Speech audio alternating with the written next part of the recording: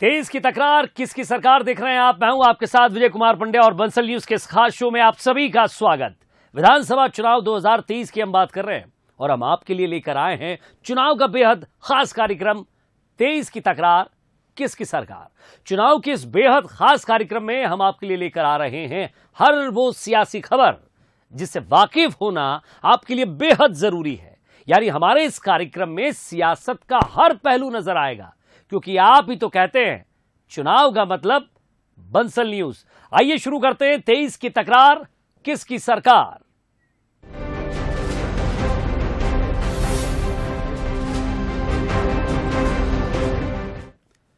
तो बुलेटिन में सबसे पहले बात करते हैं हमारे खास सेगमेंट इलेक्शन टुडे की।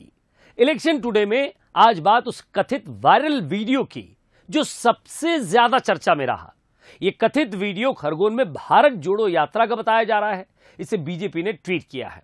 आरोप है कि इस वीडियो में पाकिस्तान जिंदाबाद के नारे लगाए जा रहे हैं और इस वीडियो से एमपी की सियासत भी गर्मा गई है। तो जरा वो वीडियो क्या है आपको भी दिखा देते हैं।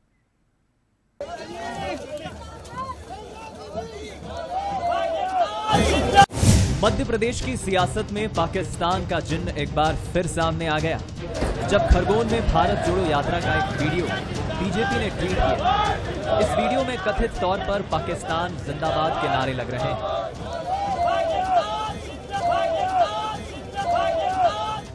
बीजेपी के ट्वीट करते ही कांग्रेस ने तुरंत डैमेज कंट्रोल करते हुए ट्वीट किए। कांग्रेस सीनियर लीडर जयराम रमेश ने ट्वीट कर इसे डर्टी पॉलिटिक्स बताया, तो कांग्रेस मीडिया विभाग के उपाध्यक्ष अब्बास हफीज ने बीजेपी और कांग्रेस का षड्यंत्र बताया कि अगर कोई इस तरह का नारेबाजी हुई है, पुलिस की नाक के नीचे हुई है, मध्य प्रदेश सरकार के अधीन आने वाली पुलिस वहां मौजूद है इतनी बड़ी संख्या के अंदर, उसने ऐसे व्यक्ति को जाने दिया? आखिर किसके आदेश पर जाने दिया? आखिर किसका संरक्षण प्राप्त है? हम साफ कहते हैं कि कोई भाजपाई समर्थक इसको घेरने का मौका नहीं छोड़ा। सीएम शिवराज ने ट्वीट कर वीडियो पर नाराजगी जताई और लिखा कि ऐसा करने वालों को नहीं छोड़ेंगे। वहीं बीजेपी प्रदेश अध्यक्ष ने राहुल गांधी को माफी मांगने की बात कही। ये भारत जोड़ो यात्रा नहीं, ये भारत तोड़ने वाले लोगों का समर्थन करने वाली यात्रा है। राहुल गांधी जी, ये देश आपसे पूछना चाहता है, आपकी यात्रा में पाकिस्तान जिंदाबाद के नारे लग रहे हैं और इसलिए हमें कोई आश्चर्य नहीं है इस बात का कि आप आरएसएस पर और जिस प्रकार के आप वक्तव्य देने का काम कर रहे हैं, तो पाकिस्तान जिंदाबाद वाले लोग जो आपकी इस यात्रा में मुख्य तौर पर आपके साथ भूमिका निभा रहे हैं और आप भी पाकिस्तान समर्थन की भूमिका में हैं, ये सिद्ध करता है कि इस यात्रा को ये देश और देश की जनता देख रही है कि जहां पाकिस्तान जिंदाबाद के नारे लग रहे हैं, इसका जवाब आपको इस देश को देना पड़ेगा। कांग्रेस की भारत जोड़ो यात्रा जैसे जैसे आगे बढ़ रही है, सियासत भी चरम पर जा रही है। आदिवासी हिंदुत्व और पाकिस्तान जैसे मुद्दे निकल रहे हैं और अब ये देखना दिलचस्प होगा कि एमपी में सियासत क्या नया मोड़ लेगी। Bureau report, Bansal news. चलिए, जैसे ही ये नारा लगा सियासत में हल्ला हो गया। अब खबर पूरी कब होगी? जब उसके एंगल को आप समझेंगे। और इसी एंगल को समझने के लिए हम आपके लिए लाए हैं एक और खास सेगमेंट, चुनाव शाखा। इस चुनाव शाखा में वो सियासी रिकॉर्ड हैं जो आपको किसी भी खबर के मायने को समझने में मदद करते हैं। और इस चुनाव शाखा में हमारे साथ जुड़ रहे हैं चुनाव शाखा के हेड और Bansal news executive editor Shailendra Singh ji Rajput. Shailendra ji, चुनाव शाखा में हम इसको कैसे समझें? क्योंकि पाकिस्तान जिंदाबाद का जो नारा लग गया है, ये किसी समर्थक ने लगाया है, किसी ने लगवाया है, या ऐसे नारे के पीछे कुछ और भूमिका है? ये नारा वहां लगा कैसे और लग गया तो फिर उसके बाद ये बवाल मचा कैसे? देखिए भैया, पूरी क्रोनोलॉजी समझिए आप पूरे इस इंसिडेंट की। जगह है खरगोन, यात्रा में है कन्हैया और नारा है पाकिस्तान का। तो ये पूरा लिंक आप देखिए। क्योंकि खरगोन वो जगह है जो पिछले दिनों में मध्य प्रदेश की सियासत में काफ़ी संवेदनशील रही दंगे के बाद से।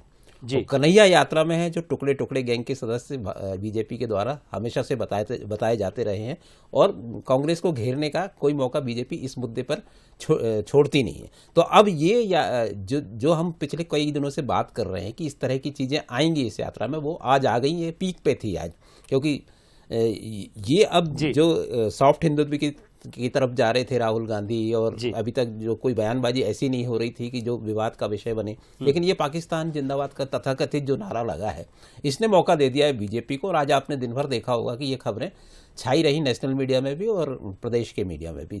तो अब ये बहस और बढ़ेगी, क्योंकि अब ये उत्तर भारत की तरफ हिंदी बेल्ट में पूरी तरह प्रवेश कर गई है यात्रा, और हिंदी बेल्ट में जो मुद्दे होते हैं उन पे कहीं ना कहीं बीजेपी इसको आज नर्मदेहर भी हो गया है। जी बिल्कुल। और आपने देखा होगा कि कांग्रेस आज डिफेंसिव नजर आई इस मुद्दे पर, जिस तरह से उन्होंने बताया कि ये टेप इसमें टेम्परिंग की गई है या जो भी है।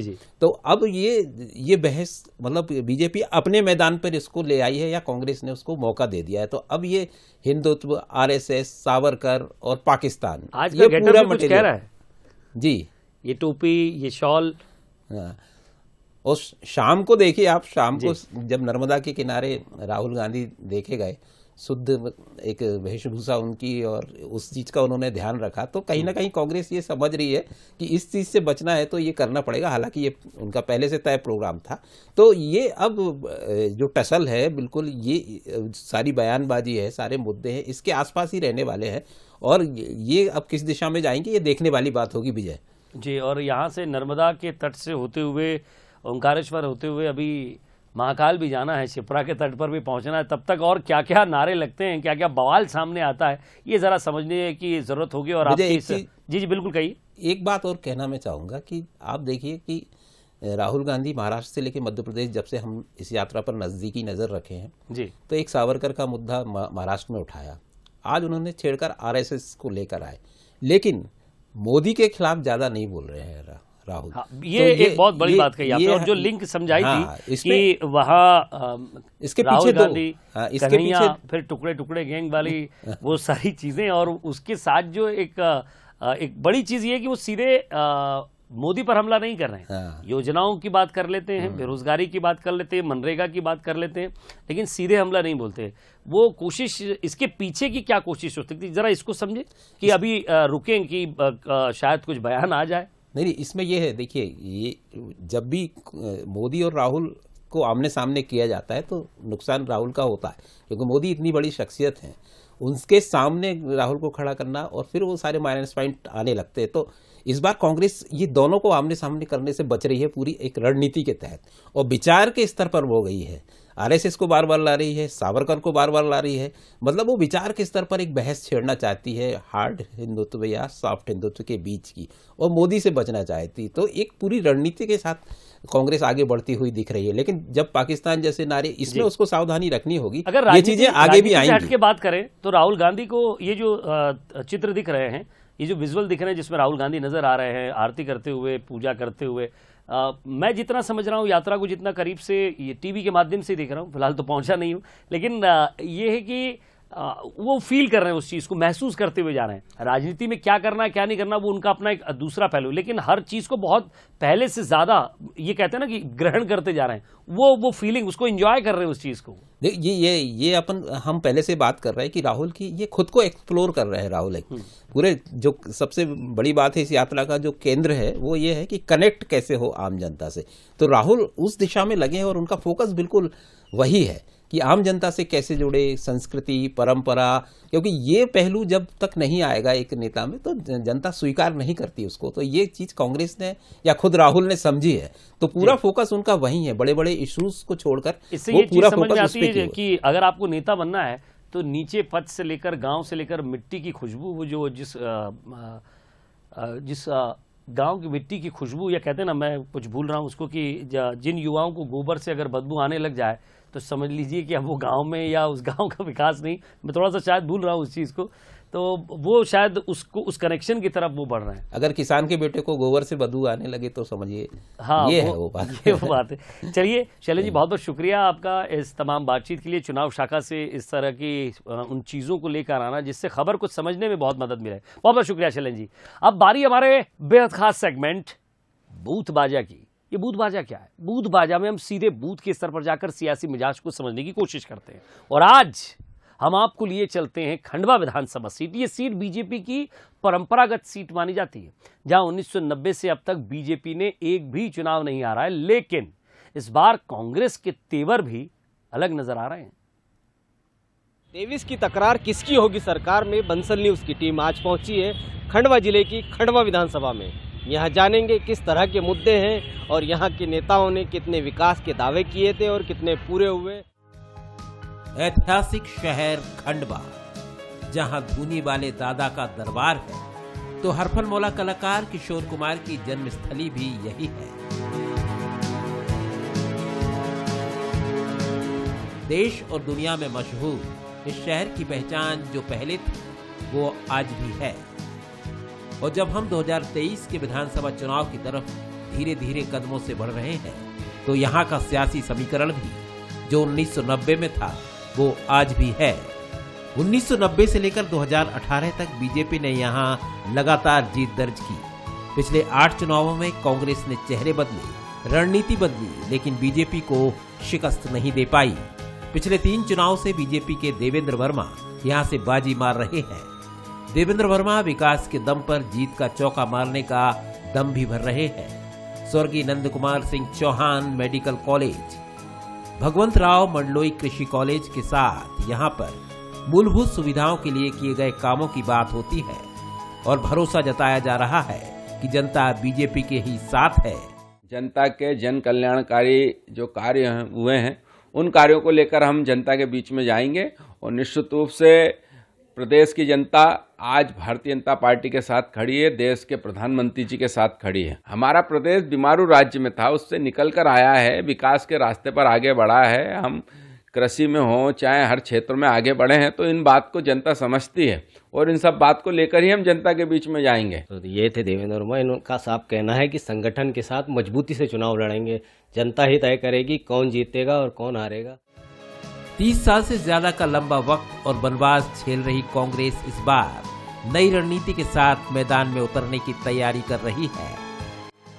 विपक्ष में रहते हुए कांग्रेस लगातार नर्मदा जल योजना, ट्रांसपोर्ट नगर, औद्योगिक क्षेत्र जैसे मुद्दों में सरकार की विफलता को सामने लाने की कोशिश करती रही है।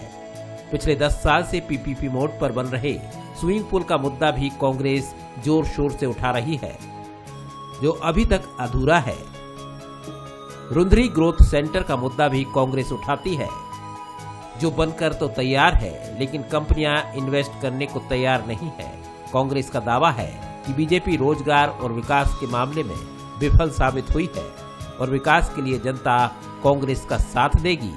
भारतीय जनता पार्टी ने जिस तरह से लोगों के साथ केवल वादे किए हैं, आज कहीं से अगर आप कहें कि वो रोड निकलने वाली है तो वहां जाकर जमीनें खरीद लेते हैं। आप बताइए, खंडवा शहर गड्ढों में चला गया। क्या वजह है कि मतदाता कांग्रेस से दूर होता जा रहा है? क्या वजह है? केवल और केवल सांप्रदायिकता का जो जहर इस देश में घोला जा रहा है, उसकी वजह से कांग्रेस पार्टी जो सांप्रदायिक एकता की बात करती है, जो सद्भावना की बात करती है, उसके खिलाफ एक ऐसा तालिबानी माहौल बनाया जा रहा है। और मैं बताना चाहता हूं कि ये बहुत दिन चलने वाला नहीं है। आज राहुल गांधी जी भारत जोड़ो यात्रा लेकर अगर इस देश में निकले हैं तो बड़े पवित्र उद्देश्य के साथ निकले। मैं कहना चाहता हूं कि उनके एक एक कदम की थाप से 56 इंच की छाती दहल रही है और घबरा रही है। जनता पक्ष के दावों को सुन रही है तो विपक्ष के आरोपों को भी सुन रही है, लेकिन वो विकास और समस्याओं को करीब से देख रही है और बेबाकी से अपनी बात भी रख रही है। कमाई धमाई धंधे पानी बिल्कुल नहीं है शहर में, क्योंकि कोई रोजगार नहीं है। दूसरा, घर चलाने के लिए बहुत तकलीफों का सामना करना पड़ रहा है हमको। जैसे हम दिन भर भी मेहनत करें तो डीजल 200-300 रुपये का डीजल जल जाता है, ले दे के शाम को 100-150 रुपये 200 रुपये ज़्यादा है, बहुत मगजमारी करके बचाना पड़ता है। सड़क की समस्या रहती है, सड़क एक भी यहाँ पर अच्छी नहीं। जैसे ई रिक्शा की लोग बात करते हैं, ई रिक्शा लायक खंडवा शहर है ही नहीं। अगर यहाँ ई रिक्शा चलते तो पलटी तुरंत खा जाएंगे, क्योंकि यहाँ पर टेपर है, गड्ढे हैं, हर चीज़ के मेंटेनेंस कुछ भी नहीं है खंडवा शहर में। डीजल के देखो तो डीजल के, पेट्रोल के भी भाव बढ़ गए हैं। और मैं खंडवा शहर की जनता से भी ये विनय करता हूँ कि कम से कम ऐसी सरकार चुने और ऐसा विधायक चुने कि जो अपने शहर का विकास करे। ये कि सरकार जो भी बने, खंडवा में जो उद्योग धंधे चालू होना चाहिए वो उद्योग धंधे में बिल्कुल ध्यान नहीं दिया जा रहा है। तो उद्योग धंधा रहेगा तो आने वाली पीढ़ी को रोजगार मिलेगा। खंडवा का अपना सियासी मिजाज है। ये सीट बीजेपी की परंपरागत सीट मानी जाती है, जिसमें सेंध लगाने के लिए कांग्रेस भी एड़ी चोटी का जोर लगाते हुए नजर आएगी। यहाँ पर कितने वादे पूरे किए हैं विधायक ने और जनता कितनी खुश है, ये तो हमने आपको बताया। पर आने वाले 2023 के चुनाव में जनता का मूड क्या होगा, ये तो आने वाला वक्त ही बताएगा। शेख रेहान, बंसल न्यूज़, खंडवा।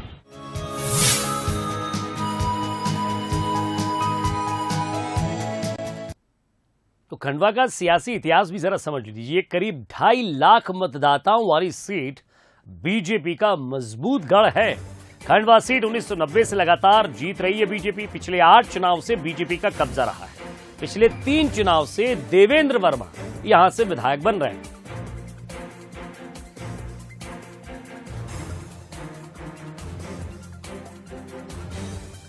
तो खंडवा का सियासी इतिहास ग्राफिक्स के जरिए भी देखिए। पिछले 3 चुनाव से देवेंद्र वर्मा यहां से विधायक हैं।